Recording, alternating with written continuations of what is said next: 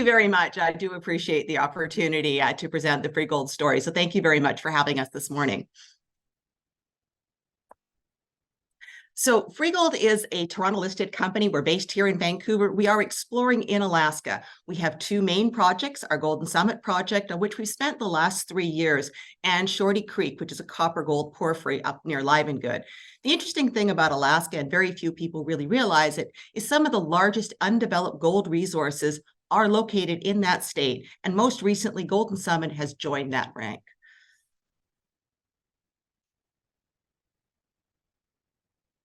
So Golden Summit is a major gold resource. So we're located about a half-an-hour drive from Fairbanks right down here, very close to Kinross's operating Fort Knox mine. Now, Fort Knox mine has been an incredible success story for the Fairbanks community. It currently still employs over 700 people. Many direct jobs. Over its 28-year mine life has produced over 8 million ounces. So I think it's an absolute testament to success that you can do exploration and development within the Fairbanks district. So our current resource, which something we're very, very proud of, we put this resource out in February of 2023. And you will note it's a very significant resource. We're looking at about 12 million ounces at 0.92 of a gram in our indicated category, 0.85 of a gram, 7.7 million ounces in our inferred category. So it's a very, very significant resource. Now, we did this particular resource using a pit-constrained model of just about $1,800 gold, which is the 3-year trailing price average of gold. So we think it's a very fair price. The interesting thing is, if we bump that down to $1,650, the resource really doesn't change. It's really gotten so big, it's not quite as sensitive to gold as you might gold price as you might expect. The one thing, of course, we can do is we can up our cutoff grade. So if we take our resource and we use that 0.45 originally, and then we bump that to 0.75, what we're looking at now is still a massive resource of 7.6 million ounces of gold at a grade of 1.3, over 1.3 grams per ton in the indicated category, and just about 4.5 million ounces in the inferred category. But you see a massive jump here from 0.92 to 1.36. So it's a fair amount of flexibility here in this resource. You know, for the company, it's been a project we've had for a number of years. We completed a PEA back in 2016, and that pit-constrained resource at using a $1,300 gold price, I mean, we were just under 3 million ounces right there. And you can see this on the graph here, what a significant growth this was between 2016 and 2023. That's largely a result of the massive drill program that we undertook between 2020 and 2022, drilling over 80,000 meters. So we got nearly a 9-fold increase in the indicated category, 5 times in the inferred category. Plus, not only, we also got a 20% increase in the grade. So we think it was just an unparalleled success. So what is it? A lot of people ask us about the model for Golden Summit. They see Fort Knox very close to us, and they say, is it absolutely similar to what we see here at Fort Knox? It's similar in the fact that the main driver of the mineralization, what we call the dolphin pluton, is the same age intrusive as the Fort Knox. Fort Knox's mineralization hosted almost entirely within that driver, that pluton. Our mineralization has the added advantage of not only having the mineralization in the intrusive, but it also goes out into the surrounding schists, which really gives us that sort of exponential growth potential. So what does it look like if we look at it sort of on a project scale here? So our resource today sits in what we call the Dolphin Cleary Zone. So this area out in here hosts that already very, very significant resource. We've just recently started drilling over here in the Saddle Zone. On the map here, that's another 4 kilometers to the east. So lots and lots of room here within this project area. I'd also kind of like to just talk a little bit about the history of sort of the Golden Summit area. So this is what we call Shorty Creek here. All of these creeks were dredged for placer gold right up until the 1950s. They took 2.8 million ounces out of this creek alone. From the streams that surround the project area, we're looking at about 6.75 million ounces of placer gold just from the streams that drain sort of our hilltops. So we think, there's an awful lot more potential, an awful lot more gold to be found on this project. So there was a little bit of historic high sort of underground mining on in this area here. We sort of have the district's 4 historic high-grade underground producers. A lot of attention has been paid to, say, the Cleary Hill, which produced 281,000 ounces at a grade of 1.3 ounces per ton. What these guys were looking at was what you can see here, these really narrow high-grade veins. What we're looking at is you get these narrow high-grade veins, but it also kind of blossoms out, and it sort of mineralization extends over 100 to 200 meters surrounding these high-grade zones, making an absolutely superb bulk tonnage target. So Freegold by rights has had this project for a long time. We, as a management team, we started resource drilling on this project back in 2011. We did a major program between 2011 and 2013, drilling about 35,000 meters. We then stopped drilling effectively until we sort of restarted in 2020. We did metallurgy, we completed a PEA in 2016, but no real active drilling. And that really allowed us the time to go back and review the model and see if there was a potential to delineate a sort of a higher grade zone to that. So in February of 2020, we embarked upon the first drill hole of our new interpretation. And again, just an unparalleled success, GSDL 2001, which is what you're looking at here, 188 meters of effectively 3.69. Now, our global resource back in 2016 was 0.69. So 3.69 from 0.69. So again, hit it completely out of the park on that one. We then embarked upon a major fundraising between basically May and July, putting together about $40 million, which allowed us to effectively complete over 80,000 meters of drilling, resulting in our incredibly significant resource update. And you can see here on the map here, this is sort of our higher grade corridor. That's really held true right from that very first drill hole all the way through to today's program. So what we've been doing here, I just want to kind of just do a couple of cross sections here, not too technical here, but just to give you an idea of really sort of the scope and the size of this deposit. So we'll start here on the west side, and then we'll step over 150 meters to the east, just to give you an idea here how well even our current drilling is correlating with the sort of the resource block model drilling that we did in February, produced in February of 23. So here, taking a look at this cross section, again, for reference, this is south over here. This is north here. Again, these are 200-meter elevation step downs here. So just take a look at this. We're looking at about 800 meters just within this. Our 23 drilling, you can see correlating very nicely with the February 23 resource block model. And these are sort of the step out holes. So our intention was to keep drilling to the north to see if the mineralization would shallow, if it was getting shallower as it was coming up to the north here. Good success here. Again, you can see this is all going to go into an updated resource here. That whole big white area would have effectively been waste. We're now going to bring that up into the resource with our updated resource calculation. We still have assays here pending for 23-24 and 23-21. The other thing we've done is we identified a sort of a 2-kilometer geochemical anomaly which extends out to the south here. So we've primarily been west. We've primarily been coming out here in this area here, which is our resource. We've now started to drill on what we call the west side of Willow Creek. Assays are still pending from these 7 holes. We're really excited. We've seen visible gold in a number of those holes. So we're hoping to get those assays back over the next sort of couple of weeks or early in the new year. Again, if I were to put that kind of in a big sort of geochemical map of the project area, kind of want to look at here, the project itself covers about 13 kilometers. Our resource sitting right in here. This is that very significant resource. This is the geochemistry extending out here to the west. You can see that, very strong geochemistry going to the west. Interesting, this area hasn't been glaciated, so most of this is in situ, so we are able to use soil geochemistry as a very, very effective targeting tool. Good geochemistry here in the saddle zone as well. So we put 7 holes into this saddle zone this past summer. Assays are pending for each and every one of these holes.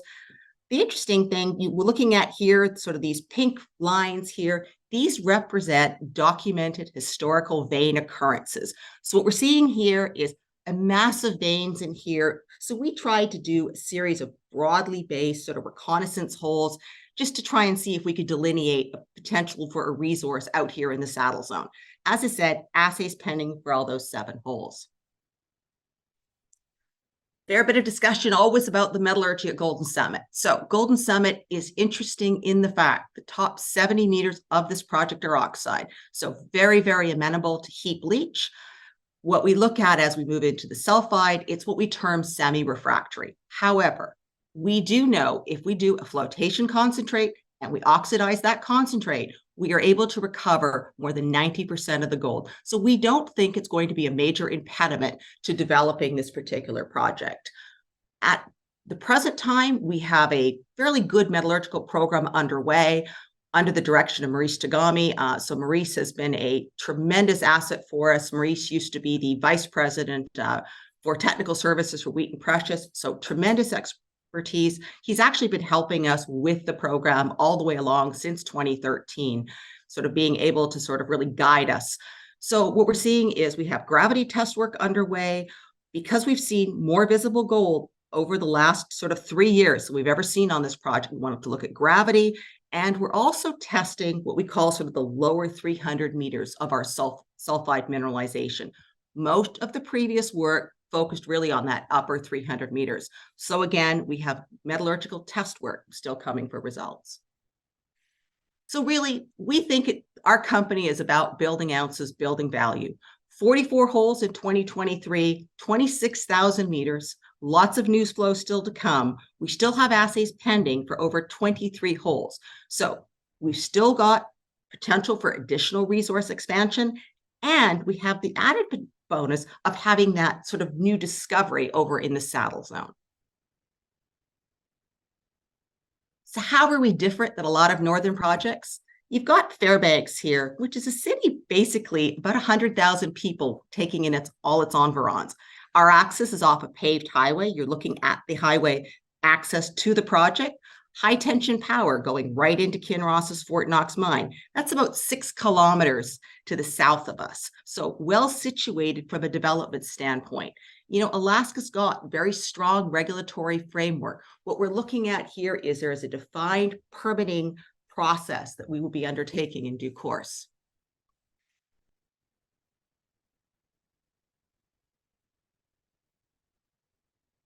So we've been de-risking and advancing the Golden Project. 2023, 37 holes completed in the Dolphin Cleary Zone. We're looking at that initial test of that area, that brand new area to the west of the Willow Creek. Again, real robust potential for discovery. Out here in the Saddle Zone, 7 holes. Very widely spaced reconnaissance holes. We saw visible gold there as well. So we think it's a target worthy of additional drilling. We're doing the metallurgical work, we're doing our baseline work, doing cultural resources work. We're doing all the necessary steps to take this project forward. I want to touch really, really briefly, given time constraints, of course, on Shorty Creek. Shorty Creek is a project that we acquired in 2014. We acquired it really sort of as the gold market was really downturning. We really weren't doing a lot with Golden Summit, and we had the opportunity to acquire Shorty Creek. So this particular project sits about 125 kilometers northwest of Fairbanks. So it's just off the Elliott Highway. For reference, for those of you who know Alaska, it's literally across the highway from Tower Hill's Livengood project. So the project itself covers 100 square kilometers here, looking in this area here. This is the project area. And we're looking at the airborne magnetics combined with ground magnetics that we've completed over the project area. And what we know in what we call our 1835 area is the mineralization, this robust copper mineralization is associated with the magnetic high, certainly in the 1835 target area. So our first hole was our third hole into a porphyry, 1503, 91 meters of 0.55 copper, 0.14 gold, and 7 grams silver. So very, very significant. So we've drilled about 18 holes into this sort of target area on 1835. It still remains wide open here for additional delineation drilling. So we think it's a very exciting project. The other thing, it has lots of discussion lately about strategic metals. This particular project has a historical tungsten placer showing. We know from our drilling that we hit the, we are able to, we intersect tungsten. So we've hit sort of 93 meters of 0.065 WO3 and 1602, all within sort of the 1835 target area. Can we get it? Can we recover it? Well, we actually also did some metallurgical test work on this, and we know we can recover the tungsten by gravity. So we know with between flotation and gravity testing, we get a 90% recovery to a copper con, which is grading 24% copper. You can see 1.65 grams per ton gold and 486 grams per ton silver just from the 1835 target area here. So all of our met work has really been focused on that. Our tungsten comes in what's known as wolframite. This is kind of the wolframite, this sort of dark black that you see in this picture here. Just really quickly, who are the team? So the team has a very wide breadth of experience, everything from early stage exploration right through to production and acquisition. So Alvin is our Vice President of Exploration. He spent over 25 years with Cyprus Amoco, New Zealand, Canada, Norway. He was the former CEO of Eurozinc. So Eurozinc acquired the Algistral and then Neves Corvo. Neves Corvo was eventually sold to the Lundin Group for about 1.6 billion. Glenn Dixon, very active sort of in the Meadowbank project area, up with former CEO of Cumberland. Ron Ewing, again, former CEO or Senior Vice President for Lundin Mining. And most recently, we've sort of added Peter Wells and Blaine Ross as sort of global mining sort of experts and engineers to help guide us through the next phase of the company's evolution. Share capital, just over 400 million outstanding at the present time. We're sitting here, and it would be remiss to not mention Eric Sprott and how instrumental Eric has been in sort of the development of this company over the last few years. So, you know, Alvin and I first went back in October of 19 with this revised interpretation and for Golden Summit and said, you know, we think we can delineate a higher grade core. We were able to successfully put together about $2 million in October of 19. That was the initial funding for the sort of new discovery, new reinterpretation for the Golden Summit project. So that resulted in 188 meters of 3.69 grams per ton and just an absolute transformation for the company to where it is today. So today, obviously, still well capitalized, lots and lots of exploration upside going forward. And I want to leave you with this slide, and I think it really speaks to itself. I think if you look at where Golden Summit is today on this sort of global sort of map here put together by S&P and Paradigm and ourselves, you can start to see just how significant a resource Golden Summit has become. And bearing in mind, this is still wide open for expansion. So thank you very, very much for your time. I really appreciate it and happy to answer any questions. I've asked Alvin Jackson to join me as well, just in case there are any sort of other questions that you might like to address. Sure. There's a couple of questions here. Kristina, the first one, from Nicholas, how soon will you update your resources for the 2023 drilling? We are still waiting for assays to come back. I would not expect that before probably the end of Q1 of next year. Okay, so the next question from Nick, any sort of political risk in operating in Alaska or cons of operating there? Well, I think there's always political risk, no matter what jurisdiction you are. I think it's about, you know, building, you know, strong relationships with the community, building strong relationships with regulators, and really just, you know, doing what you say you're going to do. I think that's the best thing, is transparency and honesty. Okay, so the final question from Grace here. is asking, you expect to raise further capital in the future to fund your exploration? I think, you know, as a junior company, you're always raising capital. So I think, you know, at some point, but I think, you know, near term, what we want to do is we want to come out with an updated resource before we do that. Great. Thank you for your time. I think that's it.